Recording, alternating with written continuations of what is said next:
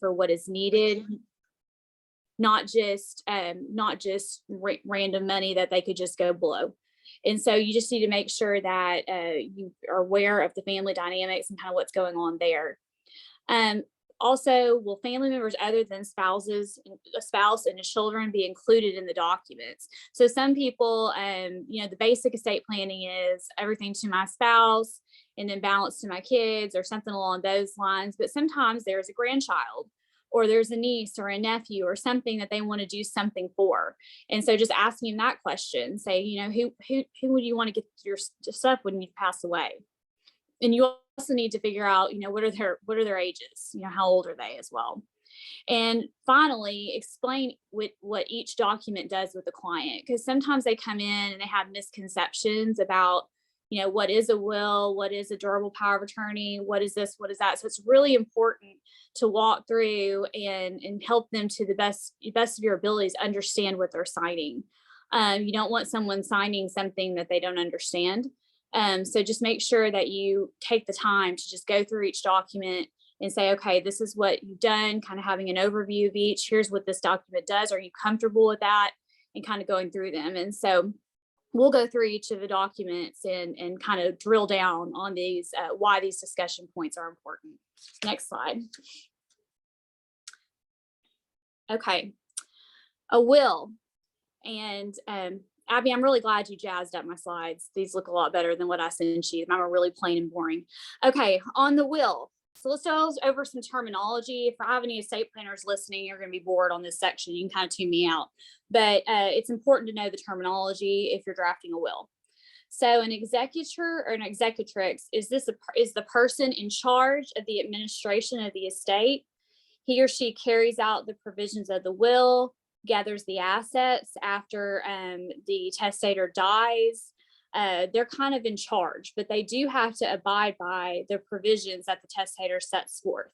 So when you're visiting with your client about who are they going to put in that position, you want to talk to them about someone that is responsible, someone that is not going to get overwhelmed with managing assets or having to go through a document. Of course, they can, retain an attorney to help them through this process. Probably will have to, because it has to go through the court. But just having someone that's not going to be overwhelmed with them. And this isn't like a good, bad child thing. It's just who can handle this responsibility and keep the family harmony and all of those type things. There's a lot of different things that go into considering who this person will be. The trustee is the person that will be in charge of the administration of any trust established under the will. So like I alluded to earlier, there may be reasons that you don't want to give assets to someone outright. They might be a minor. They might have substance abuse issues. They might just not be good with money. More advanced estate planning, you may not want to include it in their estate. There's lots of reasons that you don't leave assets to someone outright. Creditor protection. There are many reasons. So if you create a trust under a will, you've got to have a trustee. And if someone's going, well, what's the difference between the executor and the trustee? The trustee is a longer obligation. Okay, so that person is going to be in charge and managing the estate managing the assets allocated to the trust for that person. It could be that person's lifetime, could be till that person is 30, could be that person till that person's disability is gone. So the trustee is a longer term relationship. An executor, once the will is administered and all of the provisions are carried out, and if any trusts are created, those are funded, the executor's out, they're done. And so, but the trustee then picks up once that trust is funded and continues on. So it could be a long-term relationship. Who to choose as trustee, it needs to be someone that is accessible to the person that is the beneficiary, someone that is responsible, someone that understands finances and all of those type things. And you've got to just have someone that's willing to undertake that role. And, people that are named as fiduciaries and documents, some people get offended. They're like, well, you didn't name me as this. And I always say, well, it's not really an honor to get named. It's a responsibility. It's not super fun. It's not a great job, because really you're just being a fiduciary for whoever the beneficiary is. Also, a trustee under a trust will have to file tax returns for the trust going forward. So that's another obligation they have to do. There are some things under the trust code. They'll have to provide accountings and asset lists and things along those lines unless they're waived in the document. Finally, a guardian. So this is the person who any minor children will live with. I kind of call it the person that they live with, makes medical decisions, things along those lines. So if you have a client with minor children, or if you have a client with a disabled child, like maybe a child with CP or Downs that's going to need long-term assistance, I usually encourage my clients to put in there who they want to take care of that child going forward. And keep in mind that if your client asks or if they don't understand, it's not an automatic thing. The court still has to approve that person, but the decedent's preference does take effect when the court sees that case. So if the decedent has put in writing who they prefer to serve in that role, the court will take into account, and that will be a good plus in that individual's column when they go to court to get that appointed.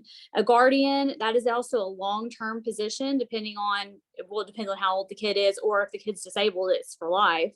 And there are certain reporting requirements with the court. If you are a guardian, you have to do an annual report on how that child or that incapacitated person is doing, where they're living, kind of what their status is. Are they still incapacitated? That's the annual requirement, and it is not waived by a court.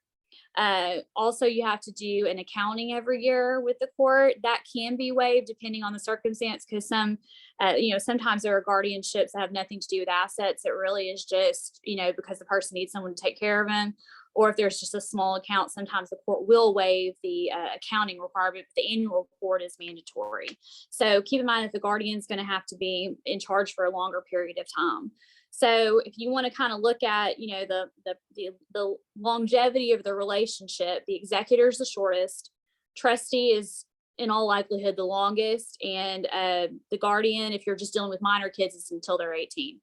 So if you kind of want to look at that. And also a common misconception is that the person you name as guardian also has to be the trustee of any trust you create for that minor child.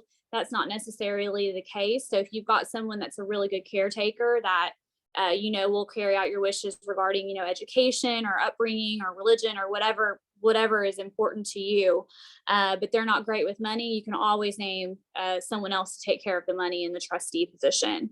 Another good thing about having a trust for minors under a will is that you don't have to check in with the court every year with a trust for a minor. But if it goes into the minor's name just outright and there's no trust provision, then you got to have a guardianship estate and do all the reporting requirements that I said earlier. Okay, so what are the blanks? So we're going to go through the terminology, kind of understand that. So what blanks do we need to fill in? So when you get the form from Access to Justice, they give you a really good kind of will form, and there are different blanks, and the blanks kind of spring out to me, and they're pretty easy for me to follow. But if you're not familiar with these, that's why we're going through this. So who will serve in fiduciary roles? Executor, trustee, guardian. We just went through kind of what people need to consider in that. It is a good idea for someone to name an initial fiduciary and a backup in the event the initial nominee is unable to serve for some reason. And so have them visit with them and say, okay, if that person can't serve, then who would you want to serve in that capacity? Because a lot of people come in and they do one and dones with their estate plans. They get their will done and they never look at it. I had someone come in about 2 months ago, and their kids, her husband died, and her kids are in their 40s, 50s, and it was done when their kids were like 8. So I mean, it's crazy. So some people just have a simple will their whole lives and kind of go on. So it's good to have backups in those positions, because this is not an ongoing client relationship or anything like that. So this might be a one and done for them. So trying to fill in those blanks is really important. Next page. Other blanks to fill in is, who will receive the client's assets on his or her death. And then how will the beneficiaries receive the assets? So as I alluded to earlier, You can leave them outright to someone at a certain age. So, some people say, okay, they can get their assets by wanting to be 30 before they just get them outright. You can do something along those lines and create a testamentary trust that says if any distributions to be made to someone under 30, it's held in trust till they're 30, or something along those lines. Again, that goes back, and also goes back to, is, do we have a special needs child? Do we have someone with asset management problems, et cetera? So those are some things to visit with the clients about. And usually how I open that conversation is, are you good with them just getting it outright? Or do you want someone to hold that for their benefit until they attain a certain age or some kind of benchmark? And then if a trust is created, when will it terminate? At an age certain? Will it terminate in the discretion of the trustee? Will it never terminate because of an existing issue like special needs or drug issue or something like that? So kind of keeping all of those things in mind, and having to you're going to have to walk your clients through this stuff, because they're not going to think of all the contingencies that we as lawyers are, burdened with all the time, like what ifs all the time. But anyway, that's what you're there for, is to say, well, what if this happens, or what if that happens, and all of that, and they'll be glad that you did. Things to keep in mind: if there is a special needs beneficiary, make sure to include special needs trust language in the will. I found working some of these clinics that there are quite a few people that come in that have some sort of either child, grandchild, niece, nephew that they want to benefit, that are receiving government benefits, and they don't know that if you leave them assets, it's going to disqualify them. A lot of people don't know that. And so just having that conversation and getting into it and say, okay, is there anything I need to know about this child, or is this, that, and the other, they receiving government benefits? It's a good question to ask. Nothing, no issue asking the question. And remember that back from our property law and decedents' estates classes, that Arkansas has dower courtesy laws and a permitted heir statute. And meaning that dower courtesy, that's that if you write your spouse out of the will, they can take their dower courtesy interest and elect to take against the will. It's those 1/3, 2/3 rules and those top things, if you want to, brush off your deal. So if you've got someone with a spouse, you need to tell them about it. Say, listen, your spouse can elect to take against this, unless there's a premarital agreement or something along those lines. But again, you probably won't run into that working in clinics. So I don't want to scare you on that. And then spouses and omitted children can take against a will that they are not named in. That's the permitted heir statute. So in order to disinherit a child or someone that would be otherwise a permitted heir, so if someone goes, well, I don't want Joe's my son, I don't want him or his kids or anybody to inherit from me.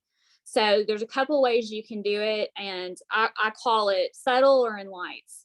And the subtle way to do it is just say that, any child of mine not named here, and all of such child's descendants are hereby completely disinherited by me and deemed to predecease me, something along those lines.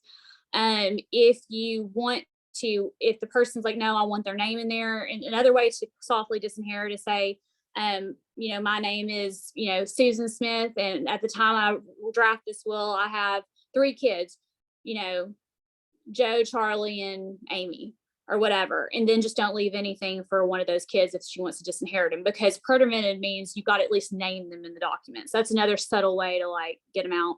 You can also leave them $100 or something like that in the will. That's another way.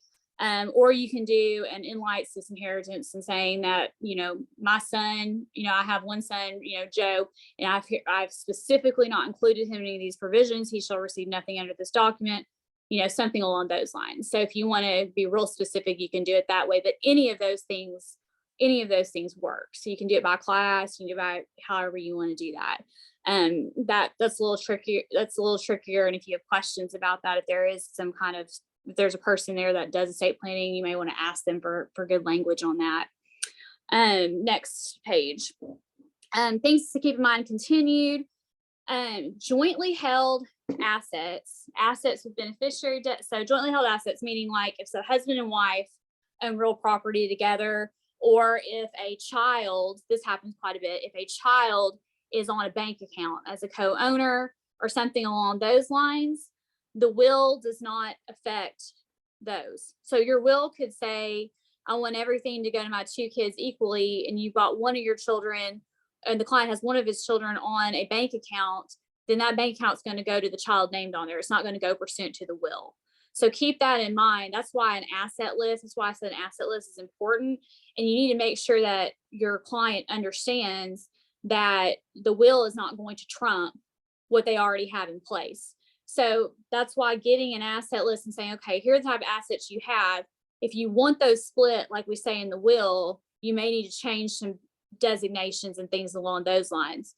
Of course, there are some creditor protection things and like that to get for things left by beneficiary designation or joint ownership, that they don't have to go through the estate. They're not subject to creditors' claims and probate. There's some pros to that, but keep in mind that if the son is on there and there are two kids, and let's say the son's on there with the client, if the client dies, the son gets it. The son is not obligated by law to split it with his sister. And so working through that conversation as well, that comes as a shock to some people. Same thing applies with assets with beneficiary designation. So if they've got an IRA or a 401k or life insurance or anything like that, they need to understand that those beneficiary designations trump the provisions of the will. And so have them keep that in mind as well. So they may need to line up their beneficiary designations with their newly executed will. Also, just we used to have a law in Arkansas that you could change a life insurance beneficiary designation in a will. That was repealed during the last legislative session, so that's no longer a thing. So you can't change a life insurance beneficiary designation in a will anymore. Real estate subject to a beneficiary deed is not subject to the will either. It passes to whoever is named in that deed. And because all of these are operation of law assets, they're not in probate, they're not subject to the will. And so just kind of walking through that with your client to make sure that they have checked those, they make sure that that is what they want. And because they've probably forgotten about things that they've done in the past. So just visiting with them that, just because you executed this will, it doesn't mean that all of that is changed. And so just walking through all of that and make sure that they understand it. And then, so let's talk about formalities on wills. The client must be over the age of 18, and the client has to have have testamentary capacity. And in Arkansas, that is a general idea of his or her assets and a knowledge of who his or her family members are. So that it's not capacity like a doctor would do. I mean, if the doctor said someone's in capacity, obviously that counts. But it can be someone that's got some, dementia, Alzheimer's, something like that. They can't have lucid intervals. They can know these things or whatever. You don't generally have to, dismiss them and say you can't execute anything. But if they have no idea what their assets are, or they're way off, or they have no idea who their family members are, or if you've got a situation where someone's bringing someone in and kind of pushing them to do things and all of that, that's not good. So just what is their testamentary capacity? And you can do that for a general question and just be like, Miss Smith, who are your family members? What kind of assets do you have? Blah, blah, blah, going through that. That's a good thing if you're concerned. Other formalities, next slide. The client must be acting at his or her own behest and make sure the client is not being pushed to sign a will or name a particular beneficiary. I have never encountered this in an access to justice. I'm not trying to scare you or anything. I've never encountered this in an access to justice event. But just in general, if you're practicing in wills in the States, this is something to just consider is, if you've got a long-term client that's all of a sudden been like, I want to disinherit so-and-so and leave everything to this one, there may be an issue.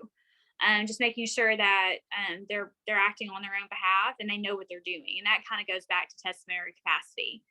And then sometimes you have clients that just are just angry in the moment at someone, and then they get over it. So you don't want to just jump every single time. In the will must be signed by the client and witnessed by two disinterested witnesses and a notary on the proof of will. So when you have your client sign the document, they'll sign it before two disinterested witnesses, and then the notary will sign the proof of will. And so the proof of will just just helps saying that it just says that we've signed it, blah, blah, blah. And when you have to probate the will later on, having that proof of will is beneficial because you don't have to go track down the witnesses. If you didn't have that proof of will, you'd have to go get an affidavit or something that they were there, blah, blah, blah. The proof of will does that for you, and it's self-proving. So it's very helpful to have that. And the Access to Justice form does have a proof of will on it. If you have a interested witness signing there, again, you're probably not going to run into this Access to Justice events, but if there is an interested witness, all is not lost. It's just that the interested witness can only take their intestate share from the estate. So, for example, if you've got a client with 2 kids and the client said everything goes equally to my 2 kids, and one of the kids witnessed it, that's fine because his intestate share would be 1/2. That's all they're getting.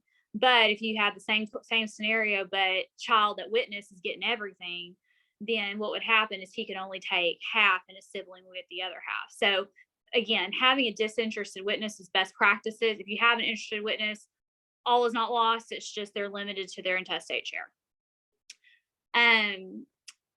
Personal property memorandums. So Arkansas has a statute that allows a testator to execute a personal property memorandum. It can be attached to the will and list tangible personal property that the client wants to go to certain people. And you cannot do real estate. You cannot do cash. You cannot do bank accounts or anything like that. It has to be things like jewelry, guns, furniture, things in the house, clothes, heirloom art, stuff like that, vehicles.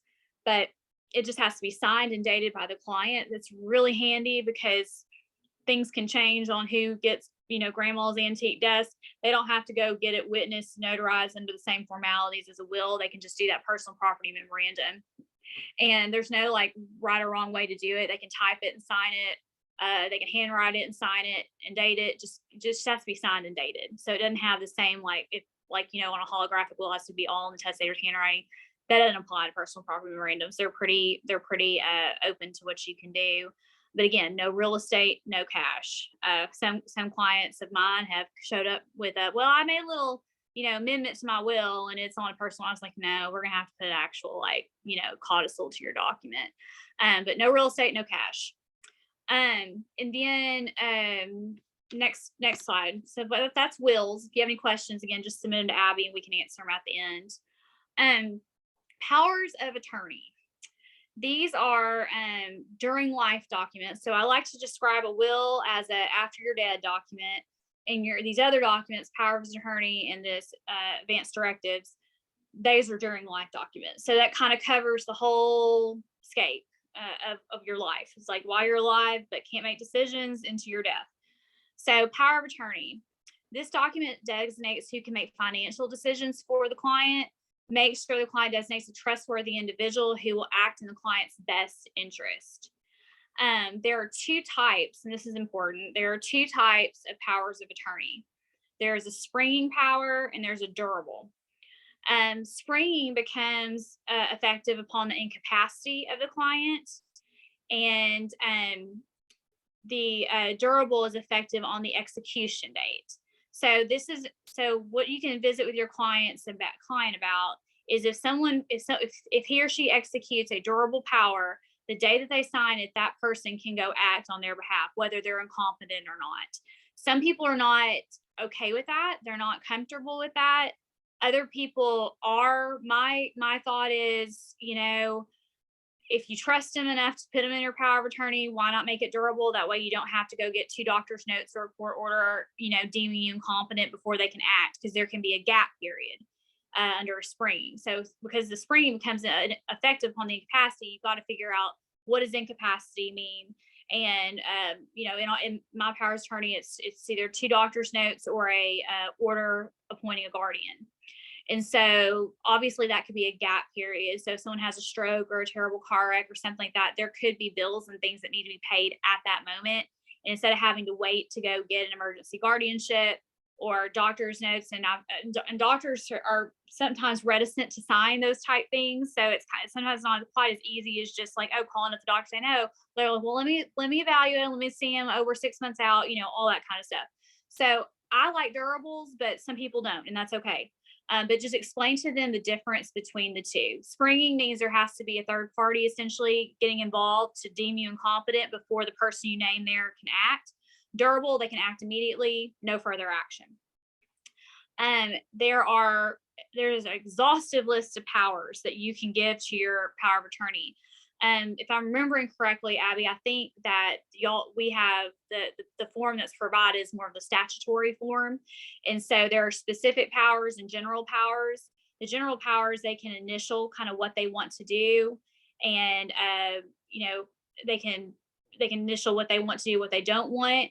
The specific powers, they have to affirmatively say that they want those in there. And those are usually things like changing beneficiary designations, making gifts, kind of your bigger transactions, if you will. And so kind of walking them through those powers and make sure they're comfortable with that. Again, this is why the person that they name in here is really, really important. They really need to trust them. They need to make sure that they're going to do what they want to do. There are, we know that there are remedies and stuff like that for agents that act outside the scope or try to do something for themselves. But the problem is standing at the end of the day, like who's got standing on that when powers of attorney are misused. It's a little harder. I've had some cases like that, and it's tough. So just make sure that they understand what they're signing, whether they want durable or springing. Tell them the pros and cons of each. Again, in my opinion, the pros of a durable, it's immediately effective. There's no gap period. If something happens, they can step in immediately, or it's just already there. Also a convenience thing. If you don't want to go, close on sale of real estate, or you're feeble or something like that, it might help to have your child being able to go do those top things for you. Or if you're out of town, if you've got younger clients.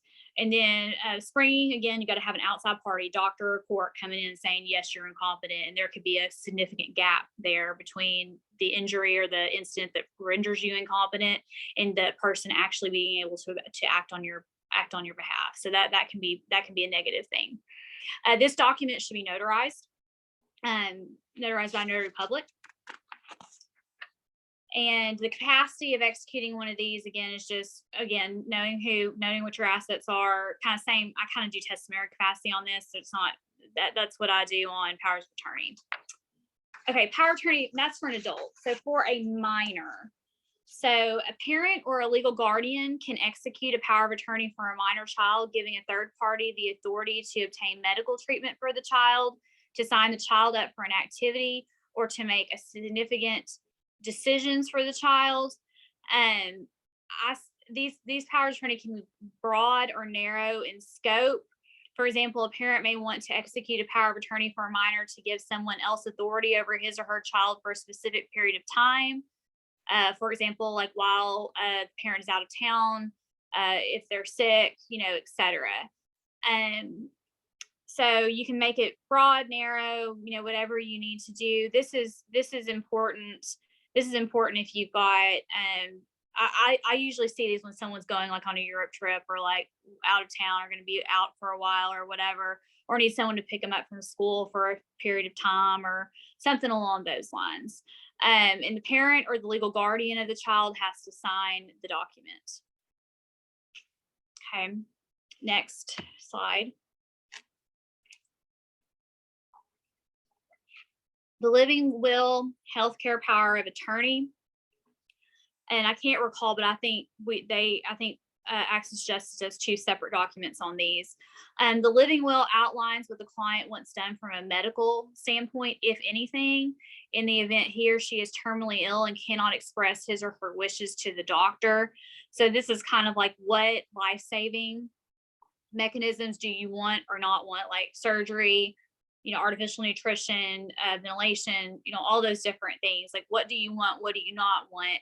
And I would explain to the client that if you are able to tell the doctor your wishes, obviously that is going to trump and be there. This is only if I've very rarely seen this required to be used on someone, but it's good to have it. Because if God forbid, in a wreck or something like that, and they can't talk to you about what you want or what you don't want, having a living will is good. And it also provides whoever's named there with the person's last wishes, if that makes sense. So if you, like, for example, you have a client that names a child, and the child's like, I get a call from a hospital saying, well, your mother's here and they're terminally ill, and here's what their thing says. What do you want to do? Well, it's nice to have something that the parent has executed while they were calm, not under any pressure, not having any illness or anything like that, saying this is what I would want done in that situation. It kind of gives the kid some relief from having to make that call. So living will is good.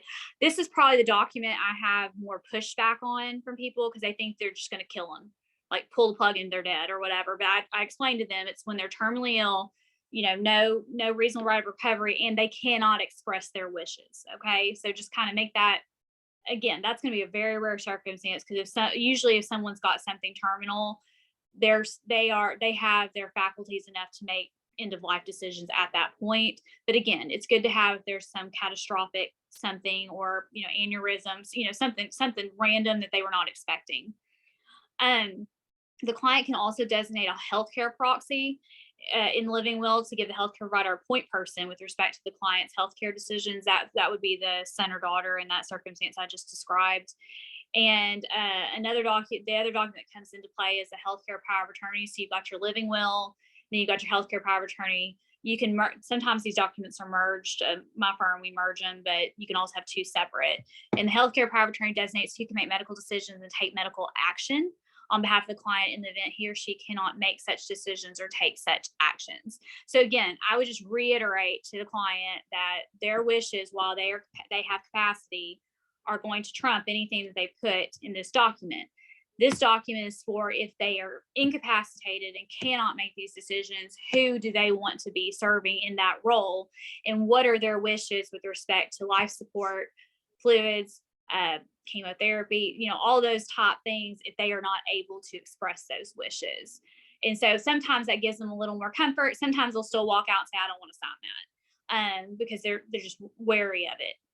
So I have mixed results on living wills and healthcare powers of attorney. This document must be notarized. It used to be you'd have to get it witnessed, but that requirement's been taken out with the update in the advanced care plan language. I also, just kind of a practice pointer, talk to the client about providing copies of his or her living will and healthcare power of attorney to physicians and to the healthcare proxy and agent. Electronic copy is great, and so that way they've got it on their phone or readily available if it needs to be pulled in short order. And that's also a good rule of thumb with like the power of attorney, giving it to whoever holds that power of attorney so they can pull it out if they need it. Wills and stuff, I don't usually advise circulating those, because those can change from time to time. Okay, beneficiary deed. This is the final document that they offer at the wills clinic, at least the last one that I went to. So there's something else been added. I'm sure Abby will correct me. Beneficiary deed. A beneficiary deed conveys title to real property to whomever is designated on the deed upon the death of the grantor, or upon the death of the surviving grantor if there are two grantors. Keep in mind that if a client is married, his or her spouse must sign the beneficiary deed, and dower, courtesy, or relinquishment language should be included in the deed. I typically include that. It might be overkill, but I like to include that in there. And the beneficiary deed must be recorded to be valid. The client is responsible for recording the deed, and so there will be a filing fee, but there's not going to be any deed stamps or anything, because it's a no consideration transfer. So again, this comes into play where someone said, well, I've got this property here. I'm like, okay, well, is there anyone else's name on it? That's a good question to ask, because if it is, everyone's got to sign off on it. If they have a spouse, even if their spouse isn't on the deed, they have to sign off on it. So keep in mind all of that. And a beneficiary deed does not become effective until the death of the grantor or surviving grantor. So accordingly, filing a beneficiary deed should not trigger a mortgage covenant. So if I have a client, and just in my practice, I do a lot of revocable trusts and things like that. Instead of moving all the real estate to the trust immediately, especially if there's a mortgage, I'll do a beneficiary deed, because you don't want to have to deal with the mortgage company and it hadn't come up much, but so they could argue that it's transfer if you just put a warranty deed into the trust. But on a beneficiary deed, it doesn't transfer title until both people are dead, so it's not effectively a transfer. But again, it has to be recorded. It can't just be it's got to be recorded in the records, and it can be revoked at any time prior to the death of the grantor or the surviving grantor, depending on what kind of deed you're doing. And also, it's some of the questions I get is, well, what if we sell it? If you sell it, it's still in the grantor's name or the husband and wife's name or whoever's name. They can just do it, and the beneficiary deed's revoked, and it goes to the seller. So it's not really complicating their life. This is just in the off chance that they die, and it keeps out of probate. So in some, beneficiary deeds recorded now, but title does not pass until the grantor's death or surviving grantor's death. Beneficiary deed must be notarized. And note, this also came out in the last legislative session, that DHS cannot make a claim against real property passed via beneficiary deed anymore. They used to could, and I've had that happen to me before, put a lien on it when we tried to sell it. They can't do that anymore. That passed the legislature back in April. So that's no longer a thing. So again, this is just keeping someone's assets out of probate. But this is also something you need to explain. Like if you got one of these on record, your will is not going to affect this deed or how it's transmitted during the administration. So Abby, that's all I've got. But I left 15 minutes if anyone had any questions that they wanted me to go over. Yes, we've got plenty of questions. Oh boy.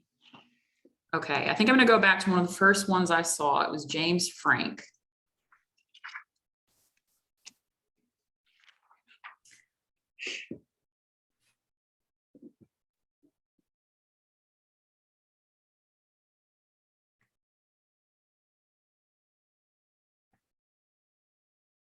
Okay. All right. So he asks, while pretermitted heirship applies to wills, I understand. I hope I said that right.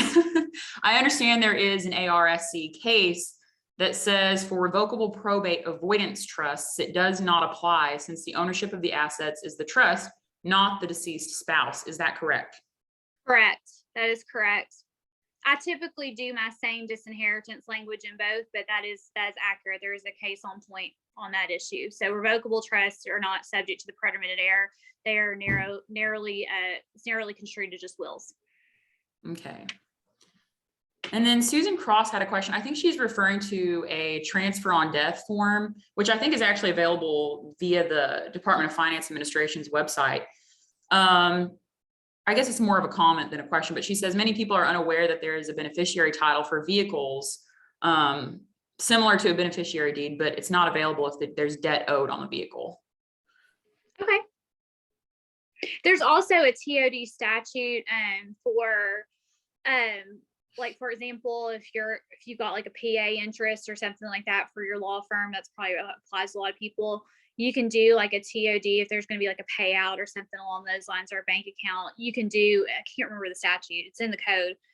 Someone else probably knows off the top of their head, but you can fill that out. And I've had some other clients with like LLCs that have a lot of restricted transfer stuff. So we just do a TOD designation on those as well. So that sounds good. I'm glad to know about that vehicle thing. I'll have to check that out. Okay. Stephen Shoptaw asks, how would someone leave digital assets to a certain person in a will? You do digital asset provisions within the will. And so the hierarchy on that is that there is an online tool.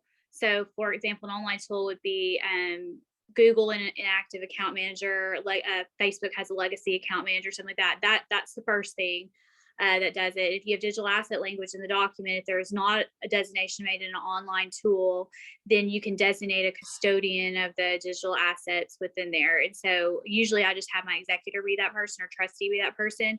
But we have is it RFIDA? I think, yeah, revised uniform fiduciary asset.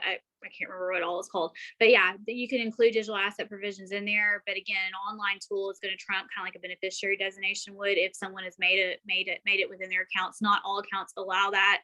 And then you can name you could have a separate fiduciary, you could have a separate digital assets trustee within your document as well. If you've got a corporate trustee involved, they really like it if you name like an individual as a digital asset person, but you can do that. And then if it's silent at that point, then it just goes to according to the terms of service. So it's a really good thing. Something also, if you've got clients with Bitcoin or a currency like that, that's a little harder. So you need to, they've not adopted online tools as much, and it's a lot harder to get into those. And people with cold storage and stuff like that, it's almost impossible. There's a lot of really bad stories out there about billions of out of flotation if you want to Google one day. But I like digital assets, but that's for another time. But yes, you can definitely include that in a document. Thank you. Okay, Presley asks if a client wants to give certain jewelry to heirs, can they reference what jewelry it is and attach pictures of the jewelry as an exhibit to the will instead of doing a personal property memorandum? Can you do this for other types of personal property as well?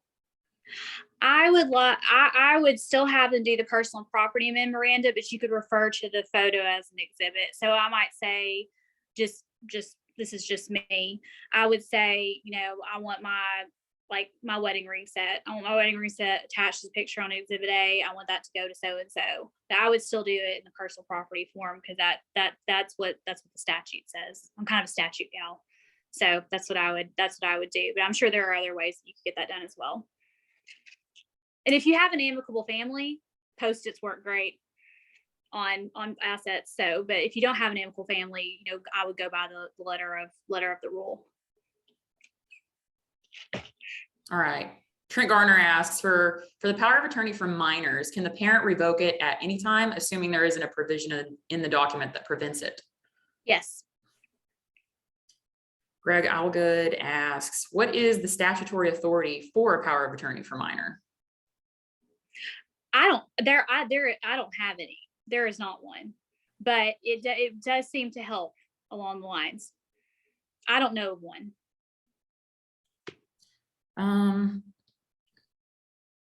Maria asks, so beneficiary deeds can be instead of transferring a deed into the trust or through the trust? Yes, so you can file a beneficiary deed. So for example, if my husband and I wanted to put it in our trust if we died, we would say, Katie and David Bingham, grantors, here give by today, Katie and David Bingham, trustees of the blah blah trust, effective on the death of the surviving grantor. So if we both died in a wreck, it would flip into our trust and avoid probate. Renee wants to know, what is the effect of a beneficiary deed that's not filed before the grantor's death? It's not effective. It has to be filed. That's a little different than a delivery deed because they deem that you've revoked it or didn't want it done. And in filing a beneficiary deed, does the client have to file the deed, or can someone else do it? Oh, anyone can do it, but I don't think Access to Justice fronts fees and does that. Abby, that's on you. No, that's why I'm saying the onus. But in my private practice, yes, we file the deeds for them. All right. And another question over here. Do you recommend a separate medical POA, or does a general durable POA cover medical issues? I like to have a separate one because sometimes those people are different in my experience. Sometimes you got someone financial, but you're okay with your kids making medical or some of those lines. I've seen a fuse to get like a fusion, if you will, of both. It works as long as the formalities are done, but I do two separate documents. Anthony would like to know, he's asking for an example actually. Under special powers, the statutory POA allows the attorney, in fact, to exercise fiduciary powers that the principal has authority to delegate.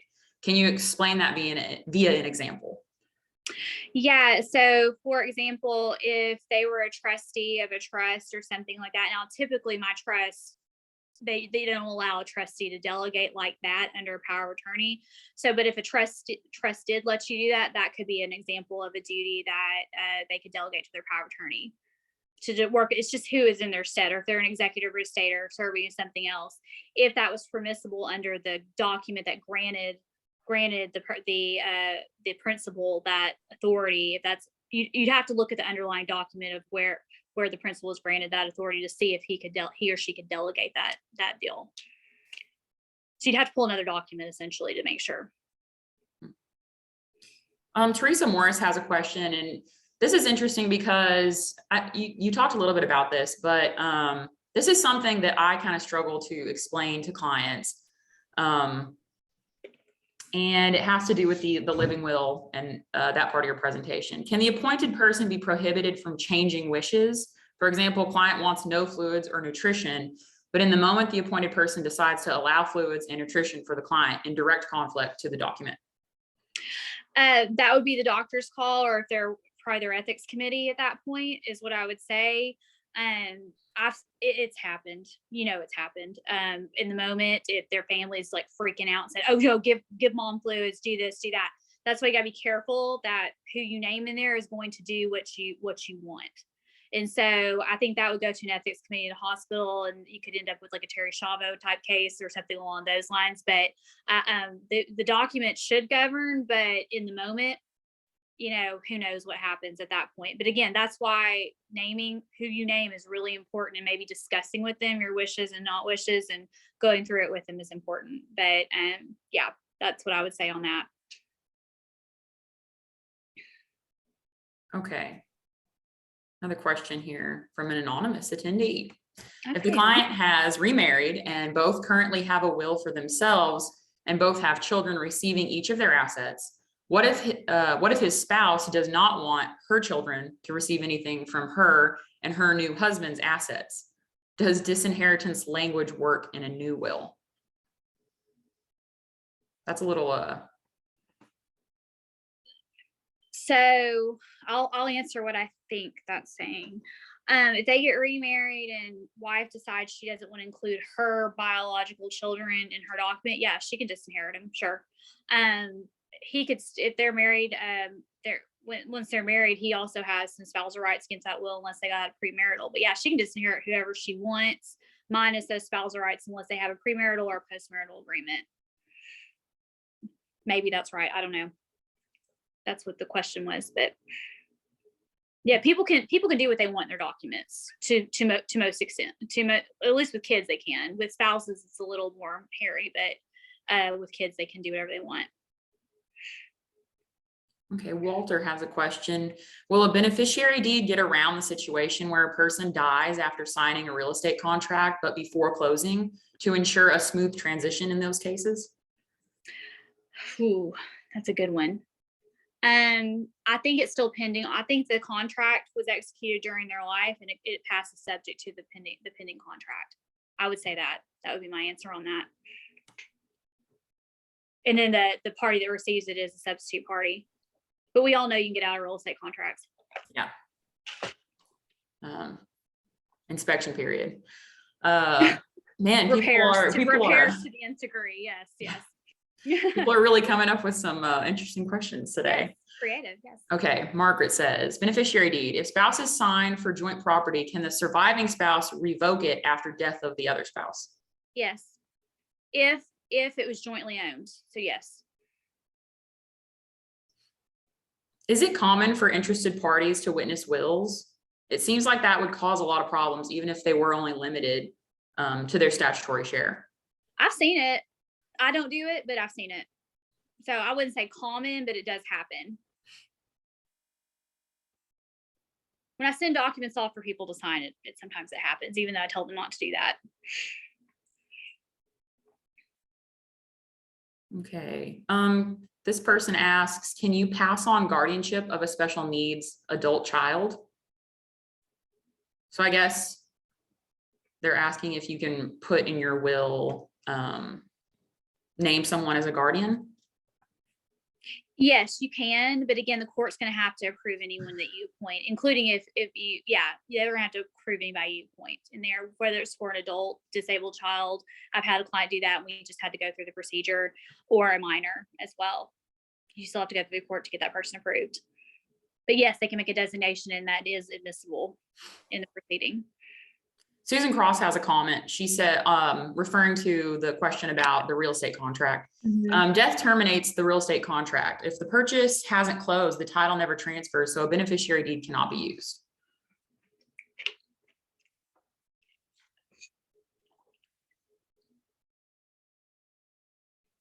Okay, I think we have time for one more. When a person is already mentally incapable of making medical decisions in a nursing home type situation, what do you need to do to obtain a medical power of attorney from that person? Well, if they're incapacitated, you're gonna have to get a guardianship. And you get a guardianship over the person in that case, and then go from there. Because if they don't have the capacity to execute the documents, it's invalid. Mhm. And for that person also, be on the lookout for some of our upcoming CLEs. We do have one that Disability Rights Arkansas is going to put on, and it's going to cover a lot of tools that you can use in lieu of a guardianship and discuss why guardianship is basically a last resort. Mm-hmm. And with that being said, we are at 1 o'clock. That's the hour. Sorry, I couldn't get to all the questions, but I think I got to a pretty good number of them. Thank you so much, Katie, for coming, and thanks everybody for joining us.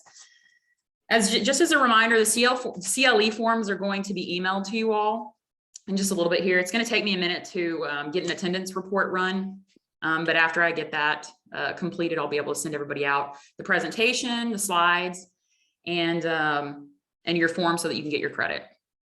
Yeah, thank you for having me. I appreciate it. Yeah, no problem. And once again, if you want to take a pro bono case or you want to become a free legal answers attorney volunteer, go to our website, access2justice/volunteer, and check it out.